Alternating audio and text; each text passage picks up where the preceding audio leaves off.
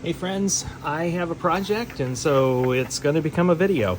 I've got a great friend, Nancy, who has a cabin in the Great Smoky Mountains in eastern Tennessee, and she's offered to let us stay at her cabin. And I want to do a little bit of a surprise gift as a leave behind for her. And so I'm going to make something here in the studio and thought I would show you what I was working on. So first thing, I had a bunch of bullseye rolled edges from a project that I had worked on, and I have stacked these and then I tack fused them so you can see that, and it creates some texture, which is kind of fun. And I just tack fused them in a kiln on another run that I had going. Because we're going to the Great Smoky Mountains, this kind of gave me the impression of maybe mountain ranges in the distance, and I love bullseyes rolled edges. I don't remember what this glass was. I think it's just a two-color mix of white and this looks like a venturing green. I honestly don't remember. And so what I'm going to do is tack on here some additional elements. So I have a tree. This is a Waterjet cut tree, although you could certainly cut your own. You could also use stringers, but I'm probably going to put it down here. And this tree is from, this was a Waterjet that I got from Henry at SS Glass Arts on Etsy. If you're interested in Henry's stuff, I don't know if he has any trees by any chance right now, but if you're interested, he's on Etsy, and his link is in my link tree, so you can go here to find it. And so I'm going to do a tree, and then I have, oh, forgive me while I reach. I have a whole cajillion amazing leaves from Wilderness Glass, Lori Moreno with Wilderness Glass, wildernessglass.com. I have them in lots of different sizes and colors, and what I'm going to do is to make a tree that has a whole bunch of these different colors on it from one end of the spectrum to the other. And so I'll show you that. You'll see me assemble it. And then I'm going to dust the whole thing with clear powder and put it in for a fuse. And then I will attach it to a base. So more on the base coming up next. So I've just got to get to work here. I'm going to glue this tree down. I'll probably use some combination of hairspray and glass tack from Bullseye's glass tack glue, and to both put the tree down and also the leaves, because I've got this variation here now in the texture of the background. Those leaves might tend to move around on me. That's okay, I'll make it work. But I'm gonna chop up a bunch of these leaves, put them on here, arrange all of this, and then I'll fire it, and I'll show you how I'm going to mount this piece as a gift for my dear friend Nancy.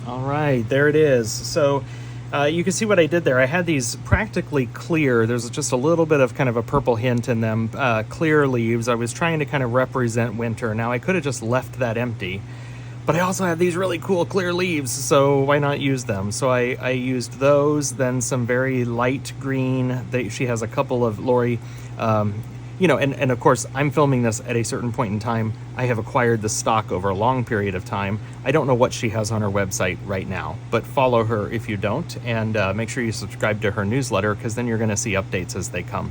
But she has these leaves that are kind of variegated, almost like an ombre style, so I put some of those in there.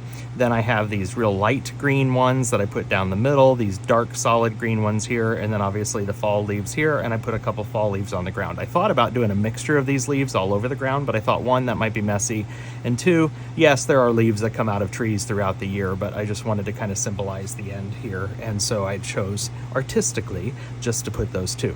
Lori also has, Wilderness Glass has these amazing cardinals. And so I snapped a cardinal off and put it in there as well. I've used hairspray and a combination of the glue, glass tack gel from Bullseye, the blue. And so I've got a fan that's running off camera here, just a tiny little desk fan that's kind of keeping everything gluing or adhering relatively quickly. After I feel fairly confident that this is all dry enough, then I will carefully dust this with clear powder, take it over to the kiln, and fire it. Now, because I've got a base layer, the tree, and then you see I stacked some of these leaves almost too deep, I'm going to have to anneal for a very, very long time to make sure that in a tack fuse, which already adds extra stress to the glass, and with this level of depth, and this is a fairly high cry factor. This is an important gift. I don't have a lot of time to redo it, frankly, and I don't want to have to redo it with all the costs that went into this with the cane. So I'm going to be extra conservative in my firing and in my annealing schedule. I always post my schedule in my video notes. Now, if you are watching on, say, a Roku TV, you can't find those. You have to do this on your phone or on the computer, and you can generally click underneath the video on the headline, or sometimes there's a little thing that says more, and that's where you find video notes. That's where you find my links, like firing schedules and that type of stuff. So enough rambling. I'm going to take care of this, get it to the kiln. I'll show you what it looks like when it comes out and what my plans are for mounting this.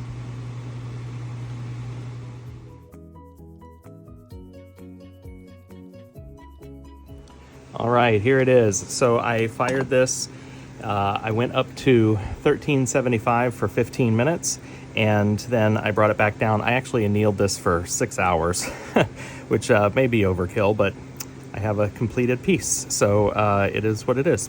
Those of you who are wondering about dusting with clear powder, I've done this a lot of times in my videos before with the idea I use Bullseye clear powder, not crystal clear. There's an old video about how crystal clear did not give me the same effect, but just plain old clear powder, and using a sifter and dusting a thin layer over that just gives me a nice even shine.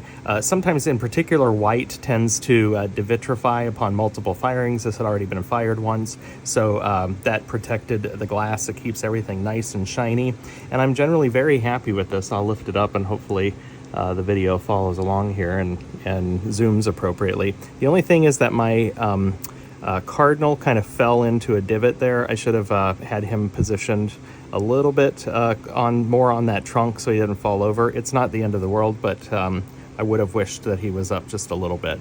So now I've got to mount this thing. Let me show you what I'm going to do. So I bought last year at Hobby Lobby in the fall crafts section. So it says fall 2023. I have not been to Hobby Lobby this year. I don't know if they have these on their website. I did search a couple of these product codes that are on the label here, and I did not find it. So they may not have them. But last year on clearance, I bought a whole ton of these. And I just think they're really cool. It's this wooden slab that's shaped like a leaf, has the rustic bark on it. There were 3 in a package for $6, but if you're familiar with Hobby Lobby, you never pay full price. And so on clearance, I think I paid 75% of this, so $1.50 for 3 of these. You can't beat that. And I cleaned them out. As a matter of fact, I went to a few stores, so I have quite a few of these. So what I did was I went in to my stash and I looked for one that was nice and flat. So what I want to do is mount this glass to the top of this wood base, and I wanted it to be as flat as possible. And with that bark, there's some variation in the thickness, and it's hard to match. I bought a couple of on Amazon. They're listed as glass shelf brackets. But I'm going to drill these into the wood base and then mount my piece down inside. I'll put a link on my Amazon store if you're interested in purchasing the very ones that I have. There's lots of different varieties, many in black, many in some sort of silver or nickel polished chrome type thing. And most of them hold glass that is thick. 8 to 10 millimeters was about the smallest I found. And as you know, 2 layers of glass is only 6. But once you put in the screw that's in here, it has a little rubber nub on the bottom. I'm thinking I'm going to be able to tighten that well enough. if I can't, I'm going to put a few little rubber bumpers on the inside there just to close up that space a little bit. So it's got a couple of holes at the bottom to screw your screws into and screw it down into your base, then mount your glass and go from there. So this may take a little bit of trial and error on my part, but I'm going to now mount this glass using these glass shelf mounts into this base of wood, and we'll have a finished product. All right, I'm done already. For you, that was a second. For me, it was maybe 2 minutes. But there you go. I've put those bases on. I'm very happy with the way those mounted on. And on the back here, you can see there was this little screw. And as I mentioned, it had a little rubber bumper. I don't think you're going to be able to see that, but it had a little rubber bumper on the inside. And so that I just tightened that snugly against the glass. Let me see if I can open this back up. Well, anyway, I'll take a photo, but I'm very pleased with how that turned out. What I was going to show you, you know what, it's not even worth it. I only used one screw on each of these brackets. It calls for 2, but because there's a little bit of gap and unevenness in the wood, and one screw is keeping that on just fine, but the second screw would have been visible. There's a gap in the wood and it would have been visible, and I just thought that would be ugly. So one was enough. It's going to sit on a shelf. This is not, you know, a piece that's going to get used and moved every day. So I think one is plenty. I just really am pleased with this. I love the Murrini. I love Bullseye's rolled edges. The Waterjet from Henry was fantastic and simple. And so very easy gift project, and I can't wait to see what her reaction is. Catch y'all later. Bye-bye.